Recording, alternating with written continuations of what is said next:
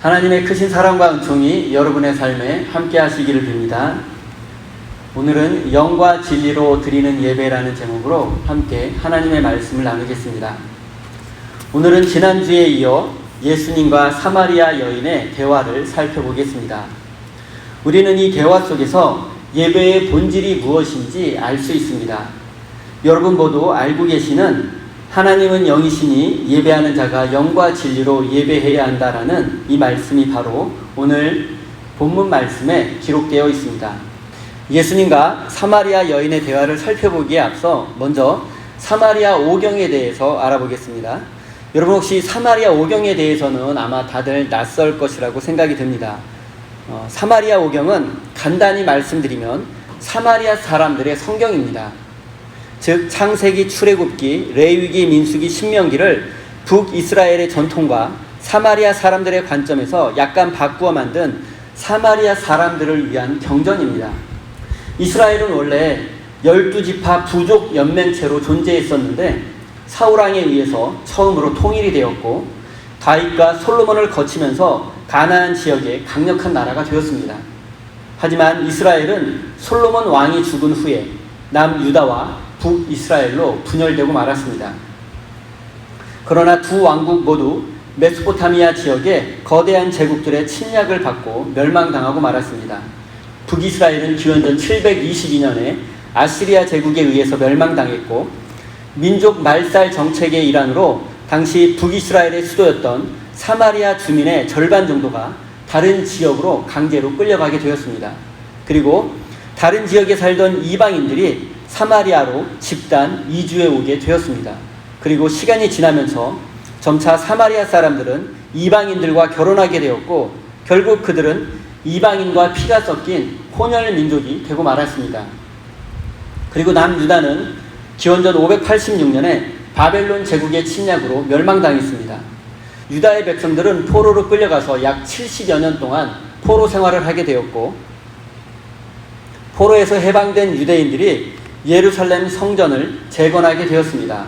그리고 이때 사마리아 사람들이 예루살렘 성전 재건을 돕겠다고 제안했지만 유대인들은 단호히 거절했습니다. 왜냐하면 그들은 이방인과 피가 섞인 혼혈 민족이었을 뿐 아니라 하나님과 우상 숭배가 혼합되어서 종교적으로 타락한 상태였기 때문입니다. 하지만 이때 사마리아 사람들 중에서 하나님을 향한 신실한 믿음을 지키고 있던 사람들도 있었습니다. 그리고 사마리아의 지도자들은 백성들이 예루살렘 성전에 가서 예배 드리는 것을 허락하지 않았습니다. 또한 자신들에게도 예루살렘 성전과 같은 성전이 필요하다고 생각하게 되었습니다. 그래서 사마리아의 지도자들은 예루살렘 성전의 제사장들과 레위인들을 스카우트해서 자신들만의 성전을 그리심산에 만들고 사마리아 성전이라고 불렀습니다. 예루살렘 성전 재건을 마친 유다의 백성들은 얼마 지나지 않아서 종교적으로 타락하게 되었고 우상을 섬기게 되었습니다. 그래서 성전을 섬기던 제사장들과 레위인들은 제때 월급을 받지 못했고 경제적으로 어려움을 겪고 있었습니다. 사마리아 지도자들은 이런 상황을 잘 알고 예루살렘의 제사장들과 레위인들을 스카우트해서 사마리아 성전을 건축했고 이때 사마리아 오경도 만들게 되었습니다. 전통적으로 남유다 왕국에서는 오경과 사무엘서, 역대기서와 같은 역사서, 그리고 이사야, 에스겔과 같은 예언서, 그리고 잠언과 전도서 같은 지혜문서를 성경으로 믿었습니다.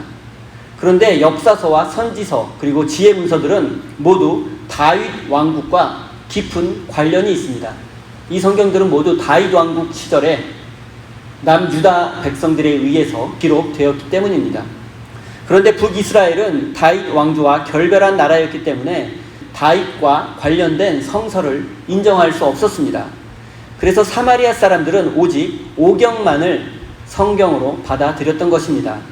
그리고 시간이 흘러 기원전 2세기경에 예루살렘을 중심으로 한 유대인들이 사마리아 성전을 침략해서 성전을 무너뜨리고 제사장들을 학살하는 끔찍한 일이 있었습니다. 이 일로 인해서 사마리아 성전이 무너졌지만 예수님 당시까지 사마리아 사람들은 사마리아 성전터에서 예배를 계속해서 드리고 있었습니다.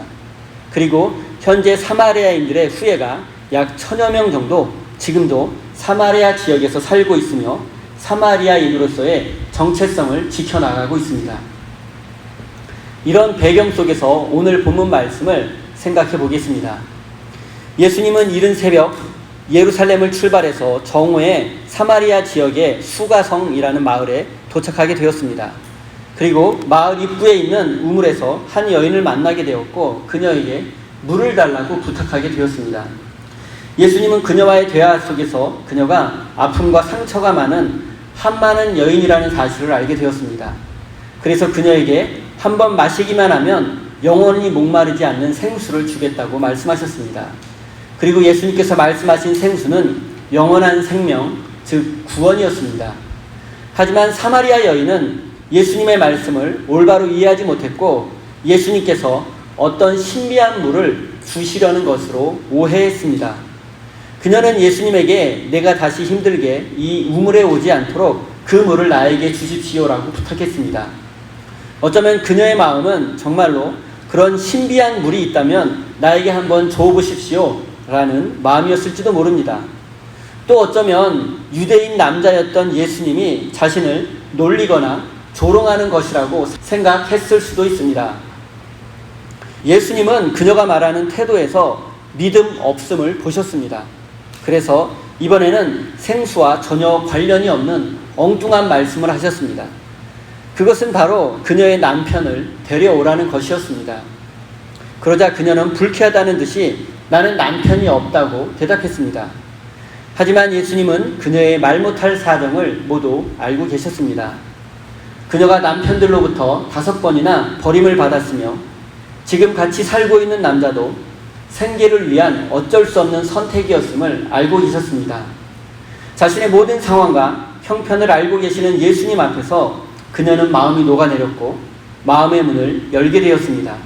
그리고 그녀는 예수님께서 말씀하신 생수가 먹는 물이 아니라 어쩌면 하나님의 구원을 의미한지도 모른다는 생각을 하게 되었습니다.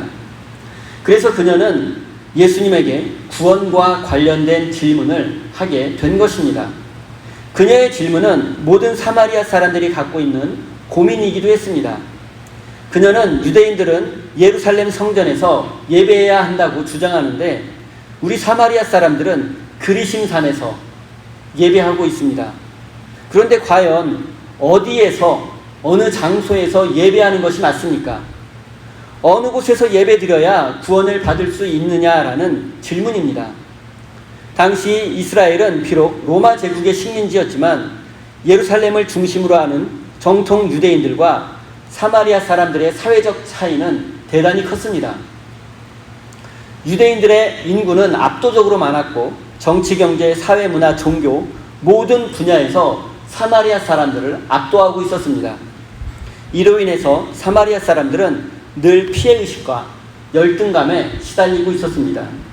그리고 혹시 그리심산에서 예배하는 것이 효과가 없다면 사마리아 성전터에서 예배드리는 이 예배를 하나님이 받아주시지 않는다면 어떻게 하나라는 두려움도 있었습니다.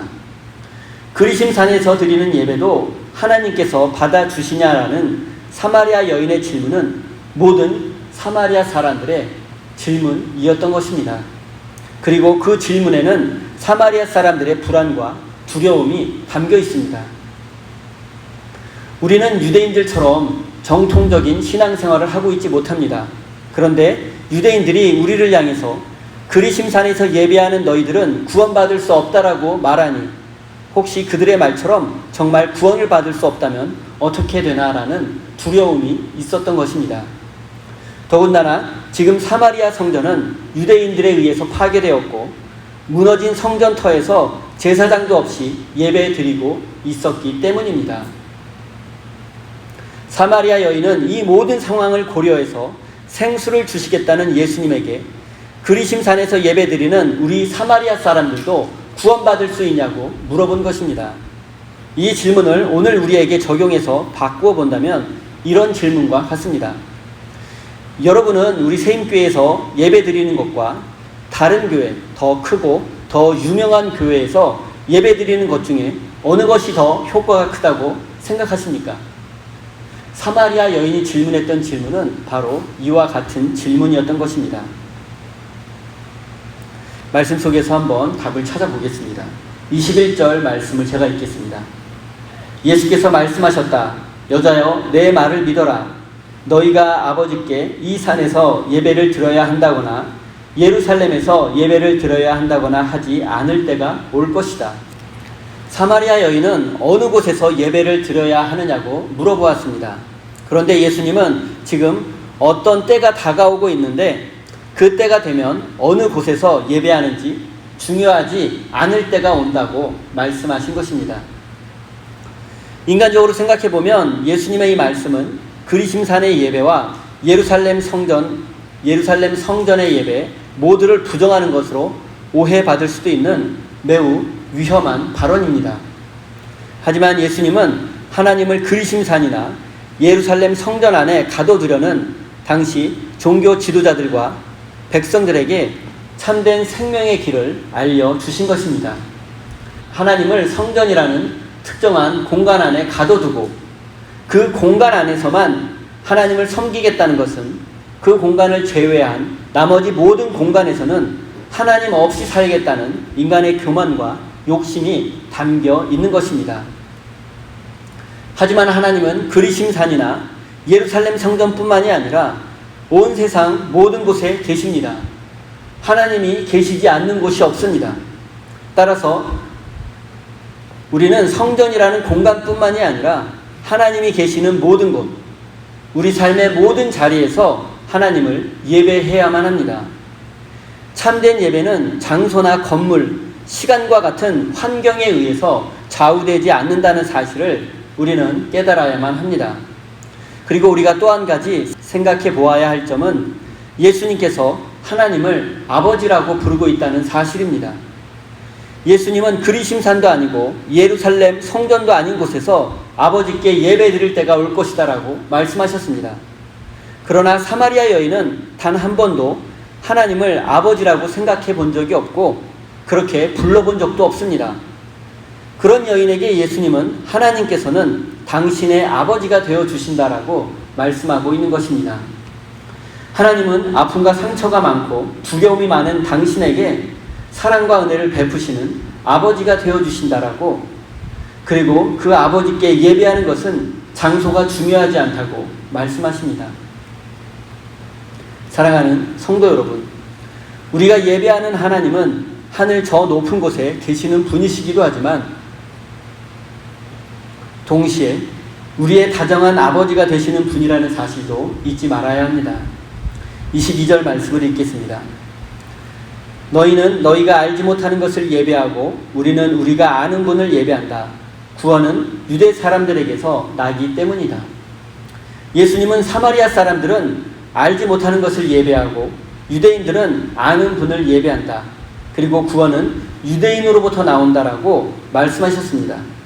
이 말씀은 사마리아 사람들을 깎아내리고 유대인들을 높이는 듯한 인상을 줍니다.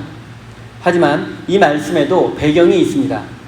앞서 말씀드렸던 것처럼 사마리아 사람들은 모세 오경을 자신들의 상황에 맞게 편집한 사마리아 오경이라는 성경을 가지고 있었습니다. 하지만 유대인들은 모세 오경과 역사서, 예언서, 그리고 지혜 문서를 포함한 다양한 구약 성서를 가지고 있었습니다.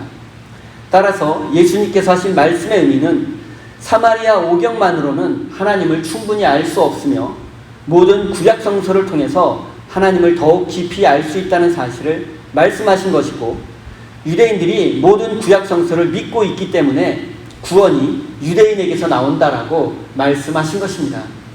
하지만 예수님은 곧이어 사마리아 성전이나 예루살렘 성전, 그리고 사마리아인과 유대인의 구분이 아무런 의미가 없어지며 곧 그러한 구분과 구별이 사라지게 될 것을 말씀하셨습니다. 23절, 24절입니다. 참되게 예배를 드리는 사람들이 영과 진리로 아버지께 예배를 드릴 때가 온다. 지금이 바로 그때이다. 아버지께서는 이렇게 예배를 드리는 사람들을 찾으신다. 하나님은 영이시다. 그러므로 하나님께 예배를 드리는 사람은 영과 진리로 예배를 드려야 한다. 예수님은 참된 예배는 영과 진리로 드리는 것이다 라고 말씀하셨습니다. 그런데 옛날 성경에는 이 말씀을 신령과 진정으로 드리는 예배라고 번역했습니다. 그런데 이렇게 신령과 진정으로라고 번역을 하면 마치 예배자의 태도나 예배 드릴 때의 분위기를 의미하는 것으로 오해할 수 있습니다. 사마리아에서 예배하느냐, 예루살렘에서 예배하느냐가 중요한 것이 아니라 경건하고 신령한 분위기에서 신령과 진정으로 예배하는 것이 중요해지는 때가 온다는 뜻으로 오해될 수도 있습니다. 하지만 예수님은 이런 의도로 말씀하지 않았습니다. 이것은 예배자의 태도가 중요하지 않다는 뜻이 아닙니다. 신령과 진정보다는 성령과 진리로 번역하는 것이 더 헬라어 성경 원문의 의미를 잘 살린 번역입니다. 하지만 성령과 진리보다 더 좋은 완벽한 번역은 성령, 즉 진리입니다. 즉 온전한 예배는 성령, 즉 진리 안에서 드리는 예배라고 번역해야 합니다. 영 그리고 진리에서 그리고에 해당하는 접속사 카이는 그리고라는 뜻도 있지만 즉 또는 이라는 뜻도 있습니다. 그리고 이 문맥에서는 즉 또는이라고 번역하는 것이 훨씬 자연스럽습니다. 그러니까 영과 진리로 예배하라는 예수님의 말씀은 성령, 즉 진리 안에서 예배해야 한다는 뜻입니다. 성령, 즉 진리 안에서 예배 드리라는 뜻입니다. 그리고 진리는 요한복음에서 항상 예수님을 의미합니다. 내가 곧 길이요 진리요 생명이니라는 말씀에서도 알 수 있듯이 요한복음 기자는 예수님이 진리임을 여러 번 반복해서 말씀하고 있습니다. 그렇다면 성령과 진리로 드리는 예배는 진리이신 예수님을 마음속에 모시고 그분의 말씀과 뜻에 순종할 것을 결단하며 드리는 예배입니다. 우리는 진리의 성령 안에서 예배드리고 예수님을 내 삶의 주인으로 고백하며 예배 드려야 합니다. 진리의 성령 안에서 예배하는 것은 참 성전이며 진리이신 예수님을 내 삶의 주인으로 모신 사람만이 드릴 수 있는 예배입니다. 성령으로 예배한다는 것은 치유와 화해의 영, 생명의 영이신 성령님을 따라 생명을 살리고 평화를 만드는 삶을 살겠다는 다짐이고 결단이기도 합니다. 그리고 고통받는 자와 함께 울고 함께 웃는 삶을 살며 절망적인 상황 속에서도 부활의 영이신 성령을 의지해 살아가는 것을 의미합니다. 이런 사람의 삶 자체가 신령과 진정으로 성령, 즉 진리 안에서 드리는 예배입니다. 진리로 예배한다는 것은 하나님의 뜻에 순종하고 진리 대신 예수님의 길을 뒤따라가는 것입니다. 예수님의 가르침과 인격, 그분의 삶을 본받아 살아가는 것입니다. 우리가 진리에 순종함으로써 하나님의 뜻을 살아가는 삶, 그 자체가 바로 진리로 드리는 예배입니다. 유대인들은 예루살렘에서 예배 드리기만 하면 하나님이 받으신다고 생각했습니다. 유대인으로 태어나기만 하면 하나님의 백성이 된다고 믿었습니다. 그런 점에서 사마리아 사람들도 다르지 않았습니다.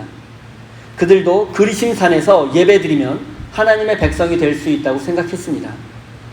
그들에게 중요한 것은 영과 진리로 드리는 예배가 아니라 예배하는 장소였습니다. 그런데 예수님은 장소가 중요한 것이 아니라 진리이신 성령님의 뜻 안에서 예배하는 것이 중요하다고 말씀하십니다. 예수님은 교회라는 장소, 일요일이라는 시간이 중요한 것이 아니라 하나님의 뜻 안에서 얼마나 순종하고 얼마나 실천하며 살아가느냐가 예배의 본질이라고 우리에게 말씀하고 계십니다. 따라서 우리의 예배는 교회에서 시작해서 교회에서 끝나는 것이 아닙니다. 우리가 지금 교회에서 드리는 이 예배는 예배의 시작입니다. 그리고 예배의 끝, 예배의 완성은 바로 여러분의 삶의 자리에서 이루어지는 것입니다. 일주일에 한 번 교회라는 장소에서 예배 드리는 것만으로 만족해서는 안 됩니다. 여러분의 진짜 예배 장소는 여러분의 삶의 자리라는 사실을 잊지 말아야 합니다. 그리고 우리가 한 가지 더 생각해 보아야 할 것이 있습니다. 그것은 바로 하나님은 영이시다라는 말씀입니다. 우리가 진리의 성령 안에서 예배 드려야 하는 이유는 바로 하나님께서 영이시기 때문입니다. 하나님이 영이시라는 말씀은 하나님은 육체가 없다는 뜻이 아닙니다. 영으로 존재하시는 하나님은 비록 우리의 눈으로 볼 수 없고 우리의 손으로 만질 수 없지만 하나님은 시간과 공간에 얽매이지 않고 언제 어디서나 우리와 함께 하시며 우리가 삶 속에서 드리는 예배를 받으실 수 있는 분이라는 뜻입니다. 이것이 바로 하나님은 영이시다라는 뜻입니다. 사마리아 사람들과 유대인들은 그리스인들의 신 제우스가 올림포스 산에 거주하듯이 하나님도 그리심 산이나 예루살렘 성전 안에만 계신다고 생각했습니다. 그리고 그들은 정해진 시간에 정해진 장소에만 예배 드려야 한다고 믿었습니다. 그리고 그 나머지 장소와 시간에서는 하나님이 계시지 않으니 자신들이 원하는 대로 살았습니다. 그런데 예수님은 하나님은 영이시기 때문에 장소와 시간에 얽매이지 않으신다고 말씀하신 것입니다. 그렇기 때문에 우리는 모든 시간, 모든 장소에서 하나님께 예배 드릴 수 있고 하나님께 예배 드려야만 합니다. 우리의 모든 삶이 거룩한 예배가 되어야 합니다. 사랑하는 성도 여러분, 우리의 모든 시간, 모든 삶의 자리가 바로 우리의 예배 시간이며 예배 장소라는 사실을 깨달으시기 바랍니다. 하나님은 영으로 존재하는 분이시기 때문에 우리의 모든 시간, 모든 삶의 자리에서 우리가 드리는 예배를 받으실 수 있는 분이라는 사실을 잊지 마십시오. 사랑하는 성도 여러분, 여러분의 삶의 아픔과 상처가 치유받기를 원하십니까? 여러분의 삶에 기쁨과 행복 그리고 구원의 감격이 가득하기를 원하십니까? 우리 교회가 하나님께서 기뻐하시는 거룩한 교회가 되기를 바라십니까? 그렇다면 무엇보다 진리 되시는 예수님을 마음속에 모시고 예배 드리십시오. 여러분이 참된 예배자가 된다면 모든 상처를 치유받고 구원의 감격을 회복하게 될 것입니다. 또한 여러분들을 통해서 우리 세임교회가 거룩한 교회로 세워져 갈 것입니다. 사랑하는 우리 세임교회 성도 여러분, 참된 예배는 진리이신 예수님을 마음속에 모시고 여러분의 삶 속에서 하나님의 뜻을 실천하는 것입니다. 우리가 교회에서 드리는 예배는 예배의 시작일 뿐이며 우리의 삶 속에서 예배가 끝이 난다는 사실을 기억하시기 바랍니다. 여러분 모두 참된 예배자가 되어 이 세상을 하나님의 나라로 만들어가는 거룩한 하나님의 백성이 되시기를 예수님의 이름으로 축원드립니다. 기도하겠습니다. 하나님, 우리는 사마리아인의 두려움과 유대인의 교만을 둘 다 가지고 있습니다. 영적인 슬럼프에 빠졌을 때에는 우울해하고 두려워하며 위축되어 삶의 용기를 잃어버릴 때도 있습니다. 또한 영적 충만함을 경험할 때에는 그렇지 못한 사람들을 내려보며 우월감을 느끼기도 했습니다. 하나님, 이렇게 어리석은 우리를 긍휼히 여겨주시고 참된 예배자가 되게 해주십시오. 일요일이라는 시간 그리고 교회라는 장소에서 우리의 예배가 시작되어 우리의 모든 삶의 자리에서 거룩한 예배가 드려질 수 있도록 인도해 주십시오. 하나님, 우리 교회뿐만 아니라 이 세상 모든 교회에서 참된 예배가 시작되고 이 세상 모든 성도들의 삶의 자리에서 거룩한 예배가 계속될 수 있도록 인도해 주십시오. 사랑의 하나님, 우리 세임교회 성도들이 수고하고 땀 흘려 얻은 삶의 소중한 열매를 하나님께 드립니다. 이 예물 속에 담겨있는 저들의 수고와 믿음을 기쁘게 받아주시고 더 풍성한 수확을 거둘 수 있도록 은혜 내려 주십시오.